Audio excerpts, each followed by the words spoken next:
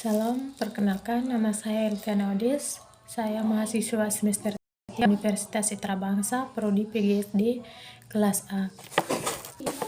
Di sini saya akan membahas 3 pokok dari hakikat. Pertama, pengertian pembelajaran IPA di SD. Istilah ilmu pengetahuan dan alam atau IPA dikenal juga dengan istilah sains. Kata sains ini berasal dari bahasa Latin yaitu scientia, yang berarti saya tahu. Dalam bahasa Inggris, kata sains berasal dari kata sains yang berarti pengetahuan. Menurut Trianto, IPA adalah suatu kumpulan teori sistematis dan penerapannya pada gejala-gejala alam yang lahir dan yang berkembang melalui metode ilmiah seperti dan eksperimentasi yang menuntut sikap ilmiah, rasa ingin tahu, jujur, terbuka. Selain ilmu IPA memiliki karakteristik yang membedakannya dalam bidang ilmu lain. Ciri-ciri khusus tersebut dipaparkan sebagai berikut. 1. IPA mempunyai nilai ilmiah, artinya kebenaran dalam IPA dapat dibuktikan lagi oleh semua orang dengan menggunakan metode ilmiah dan prosedur seperti yang dilakukan terlebih dahulu oleh pemenangnya. Contoh nilai ilmiah perubahan kimia pada lilin yang dibakar, artinya benda yang dapat mengalami perubahan kimia mengakibatkan benda hasil perubahan sudah tidak dapat dikembalikan seperti semula. Yang kedua, IPA merupakan suatu rangkaian konsep yang sering berkaitan dengan bagian konsep yang telah berkembang sebagai suatu hasil eksperimen dan observasi yang bermanfaat untuk eksperimentasi dan observasi yang lebih lanjut. Yang ketiga yaitu IPA merupakan pengetahuan teoris yang diperoleh atau disusun dengan cara yang khas atau khusus, yaitu dengan melakukan observasi, eksperimentasi, menyimpan, menyusun teori, eksperimentasi, observasi, dan seterusnya, mengkaitkan antara cara yang satu dengan cara yang lain. Berdasarkan beberapa pendapat para ahli mengenai IPA, dapat disimpulkan bahwa ilmu pengetahuan alam adalah sekumpulan pengetahuan yang tersusun secara sistematis yang berupa fakta-fakta yang diperoleh dari gejala metode ilmiah dan sikap ilmiah.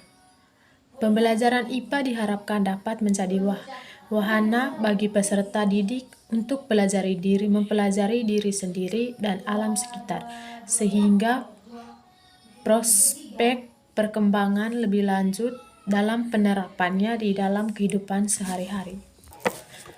Pembelajaran IPA di sekolah sebaiknya memberikan pengalaman pada peserta didik kompeten melakukan pengukuran berbagai besaran fisik. Yang kedua, menanamkan pada peserta didik pentingnya pengetahuan empiris dalam menguji atau pernyataan ilmiah atau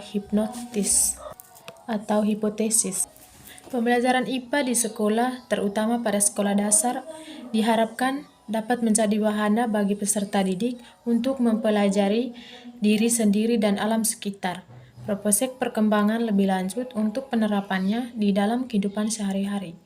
Konsep IPA di sekolah dasar merupakan konsep yang masih terpadu karena belum dipisahkan secara tersendiri, seperti mata pelajaran kimia, biologi, dan fisika. Mata pelajaran IPA meliputi ospek-ospek antara lain.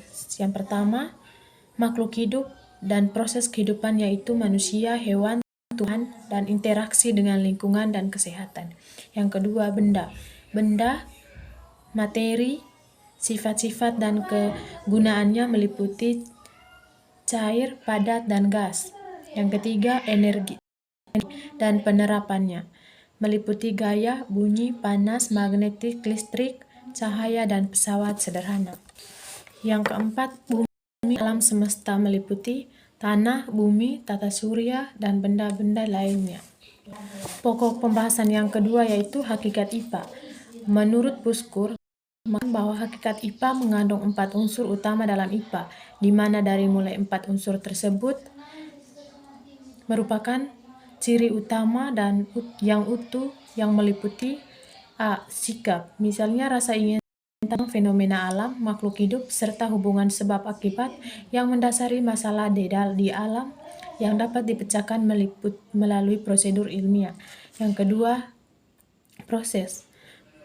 Prosedur cara pemecahan melalui metode ilmiah. Yang ketiga, produk. Produk merupakan berupa fakta, prinsip, teori, dan hukum. Yang keempat, aplikasi. Penerapannya metode ilmiah dan konsep IPA dalam kehidupan sehari-hari. Ada uraian dari hakikat IPA atau sains tersebut yaitu sebagai berikut. A. Sebagai produk. Produk-produk yang dihasilkan oleh manusia pada dasarnya diperoleh dari perkembangan ilmu pengetahuan. Sains dipandang sebagai produk merupakan hasil kegiatan empiris atau analitis yang dilakukan oleh para ahli. Yang kedua, IPA sebagai proses. IPA sebagai proses yaitu bagaimana cara mendapatkan IPA. IPA sebagai proses merupakan suatu tahapan untuk memperoleh produk IPA. IPA sebagai proses sangat berkaitan dengan erat dan dengan keterampilan proses sains. Yang ketiga, IPA sebagai sikap ilmiah. Sikap sains atau sikap ilmiah berbeda dengan sikap sains. Sikap ilmiah merupakan sikap para ilmuwan dalam mencari dan mengembangkan ilmu pengetahuan. Sedangkan sikap terhadap sains merupakan kecenderungan seseorang suka atau tidak suka terhadap sains. Pokok materi yang ketiga, apa alasan IPA apa alasan IPA diajarkan di sekolah dasar. Pembelajaran IPA diharapkan menjadi wahana bagi siswa untuk mempelajari diri sendiri dan alam sekitar. Ada beberapa alasan IPA dimasukkan ke dalam kurikulum di SD atau MI. Alasan itu dapat digolongkan menjadi 3 yaitu 1. IPA bagi suatu bangsa. Yang kedua, bila IPA diajarkan dengan cara yang tepat, maka IPA merupakan suatu mata pelajaran yang memberikan kesempatan berpikir kritis. Yang ketiga, mata pelajaran yang memiliki nilai pendidikan yaitu mempunyai potensi yang dapat membentuk kepribadian anak secara keseluruhan. Demikian pemaparan materi saya. Jika ada kata-kata atau materi yang kurang dan lebihnya, saya mohon maaf. Terima kasih.